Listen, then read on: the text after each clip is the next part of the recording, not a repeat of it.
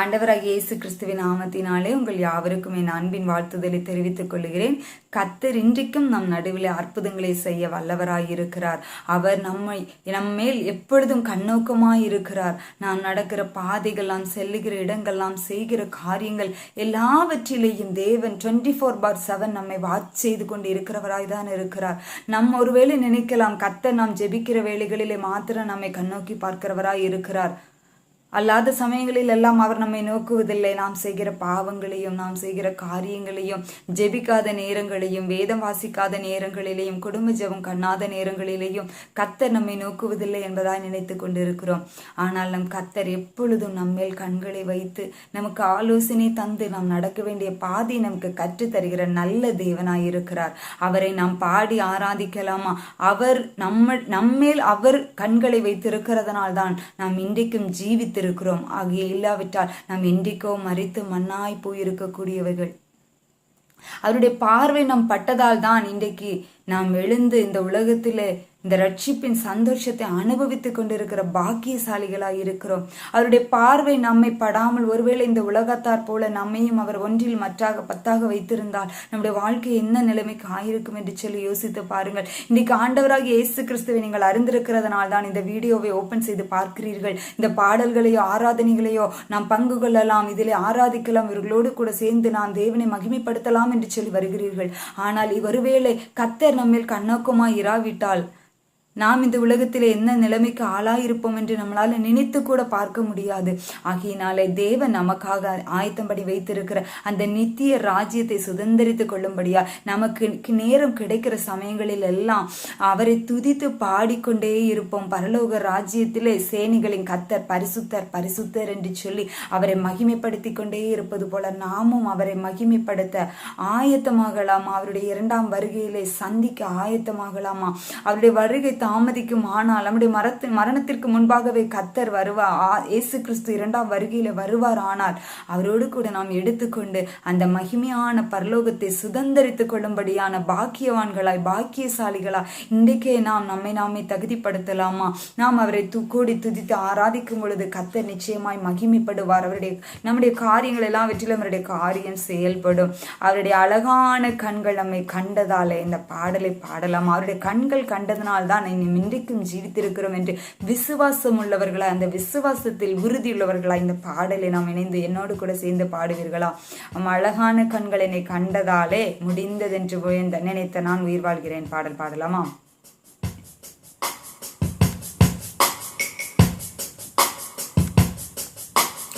அழகான கண்கள் என்னை கண்டதாலே முடிந்ததென்று நினைத்த நான் உயிர் வாழ்கின்றேன். அழகான கண்கள் என்னை கண்டதாலே முடிந்ததென்று நினைத்த நான் உயிர் வாழ்கின்றேன். யாரும் அறியாத என்னை நன்றாயறிந்து தேடி வந்த நல்ல நீசரே, யாரும் அறியாத என்னை நன்றாயறிந்து தேடி வந்த நல்ல நீசரே, அழகான கண்கள் என்னை கண்டதாலே முடிந்ததென்று நினைத்த நான் உயிர் வாழ்கின்றேன்.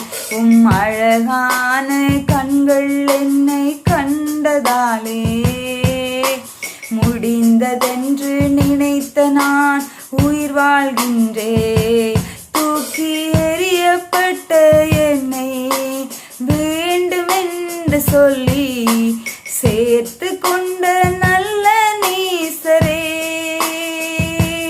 தூக்கி எறியப்பட்ட என்னை வேண்டுமென்று சொல்லி சேர்த்து கொண்ட நல்ல நீசரே, அழகான கண்கள் என்னை கண்டதாலே முடிந்ததென்று நினைத்த நான் உயிர் வாழ்கின்றேன். அழகான கண்கள் என்னை கண்டதாலே முடிந்ததென்று நினைத்த நான் உயிர் வாழ்கின்றேன். ஒன்றும் இல்லாத என்னை காருண்யத்தாலே உயர்த்தி வைத்த நல்ல நேசரே, ஒன்றும் இல்லாத நம்மை காருண்யத்தாலே உயர்த்தி வைத்த நல்ல நேசரே, உம் அழகான கண்கள் என்னை கண்டதாலே முடிந்ததென்று நினைத்த நான் உயிர் வாழ்கின்றேன். உம் அழகான கண்கள் என்னை கண்டதாலே முடிந்ததென்று நினைத்த நான் உயிர் வாழ்கின்றேன். யாரும் அறியாத என்னை நன்றாயறிந்து தேடி வந்த நல்ல நேசரே, யாரும் அறியாத என்னை நன்றாயறிந்து தேடி வந்த நல்ல நேசரே, உம் அழகான கண்கள் என்னை கண்டதாலே முடிந்ததென்று நினைத்த நான் உயிர் வாழ்கின்றேன். உம் அழகான கண்கள் என்னை கண்டதாலே முடிந்ததென்று நினைத்த நான் உயிர் வாழ்கின்றேன். முடிந்ததென்று நினைத்த நான் உயிர் வாழ்கின்றேன். முடிந்ததென்று நினைத்த நான் உயிர் வாழ்கின்றேன். உயிர் வாழ்கின்றேன். நான் உயிர் வாழ்கின்றேன். தேவ பிள்ளைகளை, முடிந்து போயிருக்கக்கூடிய வாழ்க்கை அல்லவா நாம் என்றைக்கோ முடிந்து இந்த மண்ணோடு மண்ணாய் போயிருக்கக்கூடியவர்கள். நம்ம இடத்துல எத்தனை பாவங்கள், மீறுதல்கள், எத்தனை அக்கிரமங்கள் ஆன போதிலும் கர்த்தர் நம்மை மன்னித்து அவருடைய கண்கள் நம்மை கண்டதுனால இன்றைக்கும் நாம் ஜீவித்திருக்கிறோம் அல்லவா. அவருக்காக நாம் என்ன செய்ய சித்தமாயிருக்கிறோம்? அவருடைய சித்தத்தை செய்வதே அவர் நமக்காக தெரிந்து கொண்ட ஜனங்களுக்குரிய நன்மையான காரியமாயிருக்கிறது. ஆகையினால இன்றைக்கு நாம் ஒரு தீர்மானம் எடுக்கலாமா? அந்த ஆவியானவரோடு கூட அனுதினமும் இணைந்து அவரை மகிமைப்படுத்தும்படியாக அவருடைய சமூகத்தில் அமர்ந்திருக்கிறதை நாம் இன்றை முதல் கை கொள்ளலாமா? ஒருவேளை நீங்கள் தினசரி ஜெபத்தில் 5-10 நிமிடம் ஜெபிக்கிறவர்களாக காணப்படலாம். ஆண்டவருடைய பாதத்தில் மணிக்கணக்காக இருந்து ஜெபிக்க நினைத்தாலும் அதற்கான மனது எனக்கு இல்லை சிஸ்டர். அப்படி ஜெபிக்க நான் ஆர்வம் கொள்ளுகிறேன், தாகம் கொள்ளுகிறேன், ஆனால் என்னால் ஜெபிக்க முடியவில்லை என்று சொல்லுகிறவர்களாக இருக்கிறீர்களா? கர்த்தர் இன்றைக்கு தாகம் உள்ளவன் மேல் தண்ணீரை ஊற்றுகிற தேவனாய் இருக்கிறார். கேட்கிற எவனுமே பெற்றுக்கொள்கிறான் என்று வேதம் சொல்லுகிறது. அவரிடத்துல கேட்கிற எல்லாருக்குமே கர்த்தர் தருகிறார். நிச்சயமா உங்களுக்கும் தருவார். நானும் ஒரு காலத்துல உங்களை போலதான் ஜெபிக்க மனதில்லாதுள்ள 5 நிமிடம் 10 நிமிடம் ஜெபித்து விட்டு சென்ற நாட்கள் உண்டு. ஆனால் அவருடைய சமூகத்தில் அந்த 5-10 நிமிட ஜெபங்களிலும் ஆவியானவரே, எனக்கு மற்றவர்களுக்கு நீர் கொடுத்திருக்கிற அந்த அபிஷேகத்தின் வரம் வேண்டும் ஏசப்பா. எனக்கு அந்த அபிஷேகத்தின் வரம் இருக்கும் பொழுது நாம் இன்னும் உண்மை கெட்டி சேர உதவியாயிருக்கும் என்று சொல்லிதான் நான் அந்த 5 நிமிட ஜெபங்களில கூட நான் ஜெபித்திருக்கிறேன். அனுதினமும் நான் ஜெபித்திருக்கிறேன். ஏசப்பா, எனக்கு நீங்க அந்த அபிஷேகத்தை தந்தீரானால் இந்த இப்பொழுது நான் ஜெபிக்கிற அந்த 5 நிமிட ஜெபம் 50 நிமிடங்களாக மாற வாய்ப்பு உள்ளது இல்லையா ஏசப்பா? என்னுடைய சுயத்தினால நான் ஜெபிக்க முடியவில்லையே ஏசப்பா. அந்த மாம்சீக சரீரத்தினாலே ஜெபிக்க முடியவில்லையே. எனக்கு உடைய பரிசுத்த ஆவியை தாங்க ஏசப்பா. அப்பொழுது நான் இந்த உலகத்தையும் சத்துருவையும் மேற்கொண்டு ஆவியானவரே உம் மண்டையிலே நான் கிட்டி வர முடியும் என்று சொல்லி அவருடைய சமூகத்தில் அந்த 5 நிமிட ஜெபத்திலே நான் அனுதினமும் சொன்னதை என் கர்த்தர் கனம் பண்ணினார். ஆகையால இன்றைக்கு நீங்களும் உங்களுடைய 5-10 நிமிட ஜெபமாய் இருந்தாலும் 2 நிமிட ஜெபமாய் இருந்தாலும் அதிலே ஆவியானவரிடத்தில் அபிஷேகத்தை கேளுங்கள். அபிஷேகம் தந்த மாத்திரத்திலே அவர் நம்மை ஊழியத்திற்கென்று அழைக்கிறதற்காகத்தான் அபிஷேகத்தை தருகிறார். இன்றைக்கு அபிஷேகம் பெற்றாலும் கூட அந்த அபிஷேகத்தை நாம் அனுதினமும் அனல் மூட்டாதவர்களால் அபிஷேகம் பெற்றுவிட்டேன், அவ்வளவுதான், நம்முடைய கிறிஸ்தவத்திலே லக்கை அடைந்து விட்டேன் என்று சொல்லி அநேக ஆத்துமாக்கள் காணப்படுகிறதை கர்த்தர் எனக்கு உணர்த்துகிறார். ஆனால் அப்படியாய் அல்ல. ஆவியானவர் நமக்கு அபிஷேகத்தை தந்திருக்கிறது. இந்த உலகத்தில் உள்ள பாடுகள் துன்பங்கள் எல்லாவற்றையும் மேற்கொண்டு அவருக்காக நான் எழுந்து போராட வேண்டும் என்பதற்காகத்தான். ஆகையினால இன்றைக்கு அந்த அபிஷேகத்தை நாம் கேட்டு ஜெபிக்கலாமா? அபிஷேகம் பெறாத தேவ பிள்ளைகள், ஆவியானவரை எனக்கு அபிஷேகத்தை தாங்க உங்க சமூகத்திலே மணிக்கணக்காய் காத்திருந்து ஜெபித்து அந்த ஆவிக்குரிய அனுபவத்திலே நான் உங்களோடு கூட அந்நிய பாஷையில ஜெபிக்கிற அந்த அந்தரங்க ரகசிய பாஷைகளை எனக்கு தாங்க இயேசப்பா என்று சொல்லி இன்றைக்கு நாம் ஜெபிக்கலாமா? அந்நிய பாஷைகள் அபிஷேகம் பெற்ற தேவ பிள்ளைகள் இன்னும் அதிகமான அடுத்த கட்ட வளர்ச்சிக்கான ஆவிக்குரிய வரங்களை நாம் பெற்றுக்கொள்ளும்படியாக ஜெபிக்கலாம். நான் எப்பொழுதும் உங்களோடு சொல்லுகிறது, ஆவியானவருடைய அபிஷேகத்தை பெற்றுக்கொள்ள வேண்டும். அந்த அபிஷேகம் தான் நம்மை வழி நடத்தும் என்று சொல்லிதான் நான் எப்பொழுதும் உங்களோடு கூட சொல்லுகிறேன். அதை என் கர்த்தர் ஏன் எதற்காக என்னை அப்படி சொல்ல வைக்கிறார் என்றால், என்னுடைய அபிஷேக வாழ்க்கையிலே நான் இன்றைக்கு அவரோடு கூட இடைபடுகிறதை கர்த்தர் எனக்கு அதிகமான தாளந்துகளையும் ஆவிக்குரிய வளர்ச்சியில என்னை அதிகமாய் கொண்டு போகிறதே நான் ஆவியிலே உணர்ந்து கொண்டிருக்கிறேன். அதை நான் பெறுகிற இந்த சந்தோஷமும் இந்த ஆனந்தமும் ஆனந்த களிப்பும் ஆண்டவராகிய இயேசு கிறிஸ்துவின் இரத்தத்தினால மீட்கப்பட்ட அனைவரும் பெற்றுக்கொள்ள வேண்டும். ரட்சிப்பை மாத்திரம் அடைந்தவர்களாய் நாம் வாழக்கூடாது என்பதற்காகத்தான் நான் ஒவ்வொரு நாளும் என்னுடைய தனிப்பட்ட ஜெபத்திலும் எல்லாருக்காகவும் ஜெபிக்கிறது உண்டு. என்னுடைய லைவ் பிரேயர்ஸ் யாருக்காக ஜெபித்தாலும் ஆவியானவரை எல்லாரும் உங்களுடைய அபிஷேகத்தை பெற்றுக்கொள்ள வேண்டும். அவர்கள் நான் இன்றைக்கு உம்மோடு கூட இடைபடுகிற அந்த அனுபவத்தை அனுபவிக்க வேண்டும். அந்த ரட்சிப்பின் பாத்திரத்தை எடுத்துக்கொண்டு பின்னாக வருகிற பாக்கியத்தை எல்லாருக்கும் தாங்கப்பா என்று சொல்லிதான் ஜெபிக்கிறேன். ஆண்டவருடைய நோக்கமும் அதுதான் இருக்கிறது.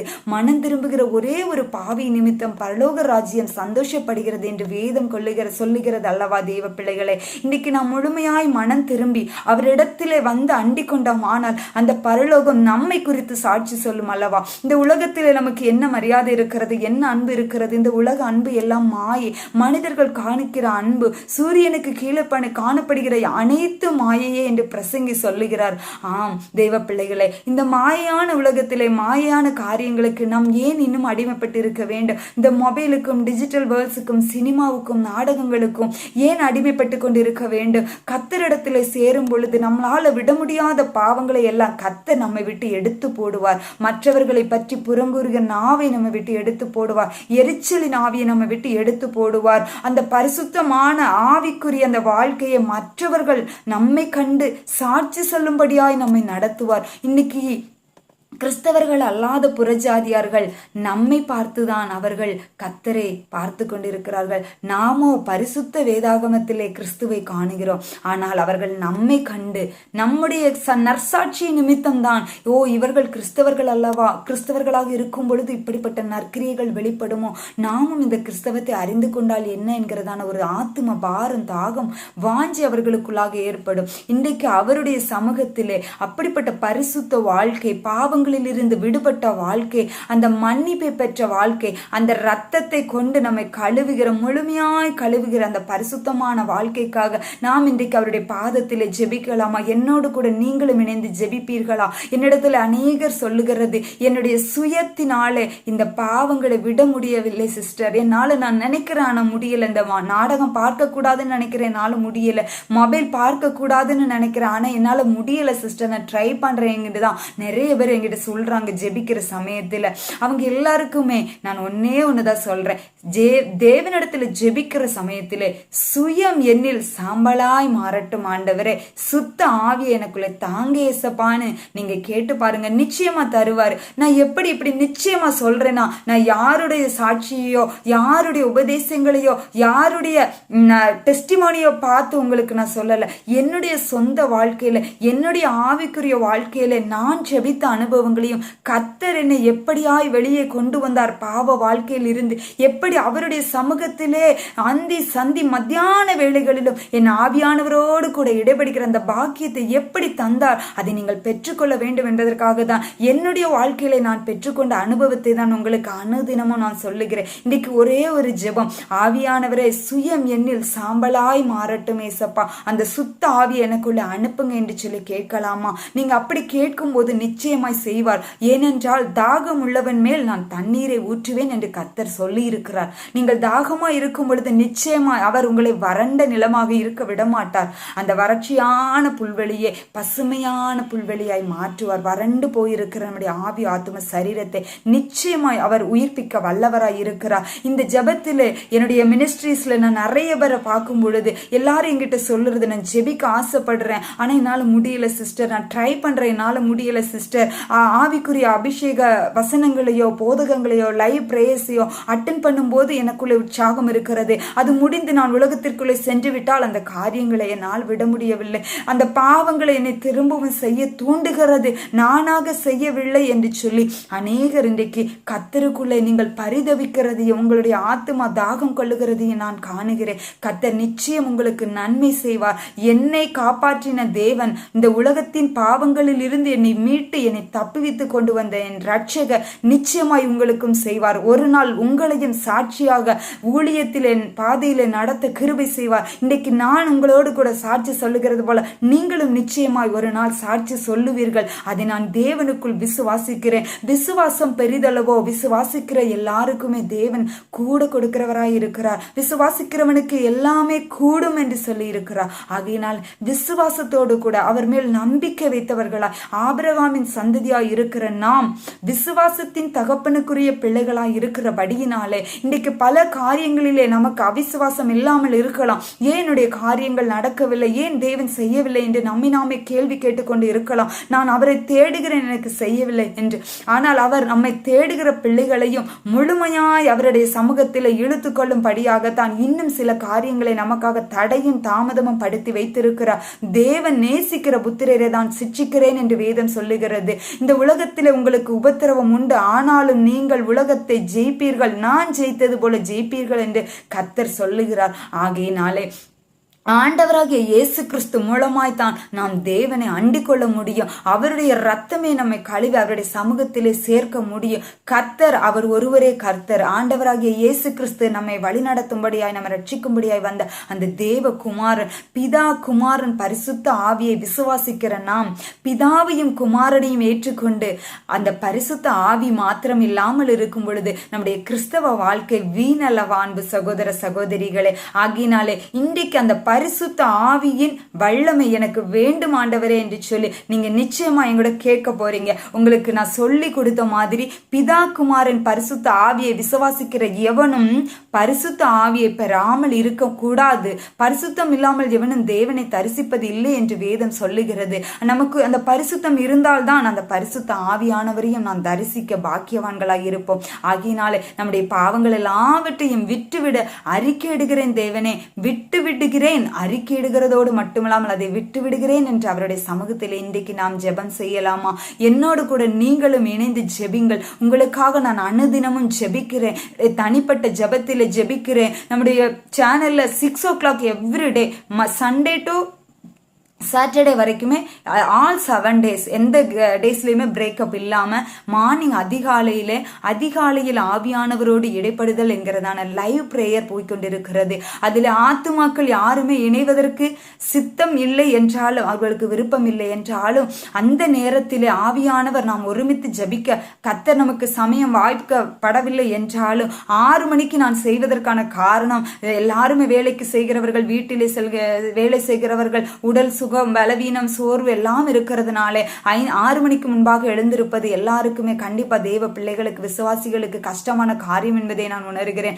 ஆகினாலே அந்த 6 மணிக்காக நான் தொடங்கி இருக்கிறத நோக்கமே அந்த பிரேயர்ல எல்லாரும் அட்டன் பண்ணணும். கர்த்தருடைய அபிஷேகத்தை எல்லாரும் பெற்றுக்கொள்ளணும். இன்றைக்கு யாராவது நமக்கு ஜெபிப்பார்கள், எந்த போதகர்கள் இடத்திலாவது நாம் தலையிலே கை வைத்து ஜெபிக்கலாம் என்று சொல்லி ஊழியர்களையும் போதகர்களையும் நோக்கி ஓடிக்கொண்டிருக்கிற அந்த காரியம் மாற வேண்டும். எல்லாரும் தேவனை தரிசிக்க வேண்டும், பரிசுத்த ஆவியை பெற்றுக்கொள்ள வேண்டும். பரிசுத்த ஆவியை மாம்சமான யாவர் மேலும் ஊற்றுவேன் என்று சொல்லி இருக்கிறார். பகுதி பேர் மேல அல்ல, குறிப்பிட்ட சிலர் பேர் மேல ஊற்றுவேன் என்று சொல்லல. ஆகையினால முழுமையான அந்த பரிசுத்த ஆவியை யாவரும் பெற்றுக்கொள்ள வேண்டும் என்று சொல்லி ஆவியானவர் என்னை கொண்டு அனுதினமும் ஏவை கொண்டே இருக்கிறார். அவர்களுக்காக பாரத்தோடு நான் ஜெபித்துக் கொண்டிருக்கிறேன். இந்த அதிகாலை ஆவியானவரோடு இடைபடுதல் என்க இந்த எவ்ரி லைவ் சர்வீஸ் சர்வீஸ்ல உங்களுக்கு சமயம் வாய்க்குமானால் நிச்சயமா நீங்க அதிலே கலந்து கொள்ளும்படியாய் நான் அன்புடன் வேண்டிக் கொள்ளுகிறேன். கர்த்தர் உங்களுடைய இருதயத்திலே நிச்சயமாய் பேசுவார் என்று விசுவாசிக்கிறேன். அந்த பிரேயர்ல அட்டன் செய்து நிறைய பேர் எனக்காக சாட்சி சொல்லி இருக்கிறாங்க. அந்த பிரேயர் எனக்கு ரொம்ப முக்கியம், மிகவும் பிரயோஜனமுள்ளதா இருந்திருக்கு சிஸ்டர். எங்களுக்கு லைவ் அட்டன் பண்ண தெரியலன்னு சொல்லி அவங்க நேரம் கிடைக்கிற சமயங்களில் எல்லாம் பார்க்கிறாங்க. நீங்களும் உங்களுக்கு நேரம் கிடைக்கும் போது அந்த சமயங்களில் அந்த பிரேயரை வாட்ச் பண்ணாலும் ஓகே தான். ஆனால் ஒரு புதிய நாளை தொடங்கும் பொழுது, ஆவியானவரோடு தொடங்கும் பொழுது அந்த நாள் நமக்கு ஆசீர்வதிக்கப்பட்ட நாளாக இருக்கும். ஆகினாலே உங்களுடைய சமயங்களை கர்த்தருக்கென்று அரை மணி நேர பிரேயர் தான். அந்த 30 நிமிடங்களை நீங்க கர்த்தருக்கென்று ஒதுக்கி அந்த நாளை தொடங்கும் பொழுது கர்த்தருடைய வாழ்க்கையில நிச்சயமாய் பெரிய அற்புதங்களை காண செய்வார் என்று நான் விசுவாசிக்கிறேன். ஆவியானவரோடு இடைபடுகிற அந்த அனுபவம் உங்க வாழ்க்கையிலே, பரிசுத்த வாழ்க்கையிலே, கிறிஸ்துவ வாழ்க்கையில அடுத்த கட்டத்திற்கு கொண்டு செல்லும். ஆவியானவர் ஆவியானவர் என்று சொல்லி எல்லாரும் சொல்லுகிறார்களே, அது என்ன விதமா இருக்குமோ என்று சொல்லி மனதிலே சந்தேகங்களோடும் அவிசுவாசத்தோடும் காணப்படுகிற நிறைய பேர் இன்றைக்கு அவிசுவாசம், பரிசுத்த ஆவியையும் அந்நிய பாஷைகளை குறித்து சிலர் அவிசுவாசத்திலே காணப்படுகிறதையும் கூட கர்த்தர் உணர்த்துகிறார். அப்படிப்பட்டதா அல்ல. அந்த அபிஷேகம் நமக்குள்ள இருக்கும் பொழுது நிச்சயமாய் நாம் ஆவிக்குரிய வாழ்க்கையில அடுத்த கட்டத்துக்கு போக முடியும். ஆகையினாலே நான் உங்களுக்காக ஜெபிக்கிறேன். என்னோடு கூட இணைந்து ஒரு 5 நிமிடம் தலைகளை தாழ்த்தி ஜெபிக்கலாமா? அன்பின் ஆவியானவரே, ஏசப்பா, இந்த அருமையான வேலைக்காக உமக்கு கோடி ஸ்தோத்திரங்கள் அடி. அப்பா, என்னோடு கூட இணைந்து உம்முடைய வார்த்தைகளை கேட்டு ஆராதித்த அன்பு தேவ பிள்ளைகள் ஒவ்வொருவருக்காக நான் ஜெபிக்கிறேன் ஆண்டவரே. அப்பா, இன்றைக்கும் அபிஷேகத்தை பெறாத ஒவ்வொரு சகோதர சகோதரிகளுக்கும் உங்களுடைய அபிஷேகத்தின் அனுபவத்தை பெற்றுக்கொள்ள நீங்க கிருபை செய்யுங்க ஏசப்பா. என்னை அபிஷேகித்த தேவன், என்னை ரட்சித்த தேவன், என்னை உம்முடைய பிள்ளையா இன்னைக்கு பாத்திரமா எடுத்து பயன்படுத்துகிற தேவன், நீங்க ஒவ்வொருவரையும் உங்க ஊழியத்திலே சுவிசேஷத்திலே எடுத்து பயன்படுத்தும்படியதான அந்த அபிஷேகம் என்கிற ஆவியை ஒவ்வொருவருக்கும் கொடுத்து ஒவ்வொரு நாள் அனல் மூட்டுங்க ஏசப்பா. தாகத்தோடு கேட்கிற அன்பு பிள்ளைகளுக்கு உங்க அபிஷேகத்தின் ஆவியை நீங்க ஊற்றும்படியாக ஜெபிக்கிறேன் ஆண்டவரே. இம்மட்டும் எங்களோடு கூட இடைப்பட்ட நேச தொடர்ந்து எங்களோடு கூட இடைபடும்படியாய் ஜெபிக்கிறேன் ஆண்டவரே. உங்க பிரசன்னம், உங்க வல்லமை, உங்க மகிமை ஒவ்வொருவர் மேலும் இறங்கி வந்து இவர்களை நிரக்கும்படியாக ஜெபிக்கிறேன் ஆண்டவரே. அப்பா, உங்க வல்லமை இந்த ஜனங்களின் மீது கடந்து வரட்டும் ஆண்டவரே. அப்பா, எங்களுடைய வாழ்க்கையில எதுவுமே நடக்கவில்லையே, நாங்கள் தேவனை தேடுகிறது நிமித்தம் நிந்திக்கப்படுகிறோமே, எங்களுக்காக யார் வருவார் என்று சொல்லி வேதனையோடு கலக்கத்தோடு இந்த பிரேயரை பார்த்து கொண்டிருக்கிற என் சகோதர சகோதரிகளுடைய இருதயத்திலே அந்த கவலைகள், அந்த மனவேதனைகள், சோர்வுகள் நீங்கும் படியா, இளைப்பாறுதல் அடையும் படியான அந்த பரிசுத்த ஆவி, இளைப்பாற பண்ணுகிற அந்த பரிசுத்த ஆவி கர்த்தர் ஒவ்வொருவருக்குள்ளேயும் ஊற்றி நீங்க ஆற்றி தேற்றிடும் படியாக ஜெபிக்கிறேன். அவர்கள் ஆவிக்குரிய வாழ்க்கையில அடுத்த கட்ட நிலைமைக்கு வருவதற்கு கர்த்தர் எங்களுடைய ஊழியங்கள் அவர்களை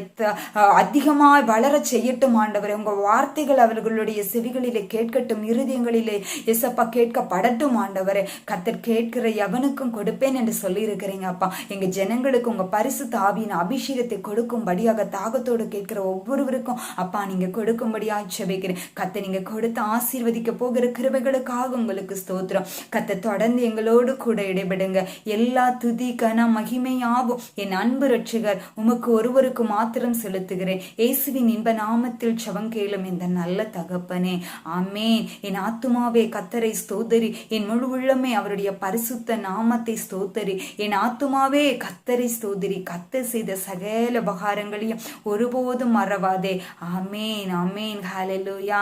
அன்பு தேவ பிள்ளைகளே, நிச்சயம் உங்களுடைய வாழ்க்கையில நீங்கள் எதிர்பார்த்திருக்கிற நன்மைகளை உங்களுக்கு செய்வார். நீங்கள் ஆவியானவரோடு தொடர்ந்து இடைப்பட்டு கொண்டே இருங்கள். நேரம் கிடைக்கிற வேளைகளை எல்லாம் செபியுங்கள், வேத வசனத்தை தியானியுங்கள், வேத வசனத்தை ஆராய்ந்து அதிலே கொடுத்திருக்கிற வேத வசனத்தின் அர்த்தங்களை எனக்கு விளக்கி சொல்லுங்க ஆண்டவரே என்று சொல்லி அவருடைய சமூகத்தில் ஒரு சிறிய ஜெபம் செய்துவிட்டு நீங்க வேத வசனத்தை வாசிக்கும் பொழுது கர்த்தர் அந்த வசனத்தின் மூலமாக பேசுவார். போதகர்கள் மூலமாகவோ செய்திகள் மூலமாகவோ உங்களுக்கு பேசுகிறது மட்டும்தான் வார்த்தை அல்ல. நீங்கள் உங்களுடைய தின தியானத்திலே வாசிக்கிற வேத பகுதியிலும் இருந்தும் கர்த்தர் உங்களுக்கு வார்த்தைகளை கொடுப்பார். நிச்சயமா அந்த வார்த்தையை தந்த தேவன், வாக்கு மாறாத தேவன், உங்களுடைய வாழ்க்கையில எல்லா வாக்குகளையும் நிறைவேற்றுவாராக. தொடர்ந்து உங்களோடு கூட இணையும்படியாக அடுத்த ஜெப வேளையிலே லைவ் பிரேயர்லையும் அடுத்ததாக வருகிற ஆராதனைகளிலும் நாம் இணையும்படியாக கர்த்தர் நம்மளை தொடர்ந்து பாதுகாத்து வழி நடத்துவாராக. அவருடைய நாமம் மாத்திரம் மகிமைப்படுவதாக. God bless you all. Thank you. Bye.